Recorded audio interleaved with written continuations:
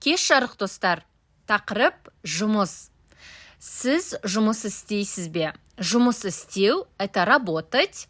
Вы работаете? Будет сіз жұмыс істейсіз бе? Оқу – это учиться. Вы учитесь? Сіз оқисыз ба? Айналысу – это заниматься. Чем вы занимаетесь? Будет сіз немен айналысасыз? Сіз немен айналысасыз?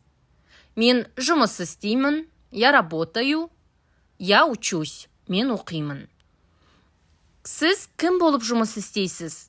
Кем вы работаете? Әйел – это жена, сіздің әйеліңіз – это ваша жена.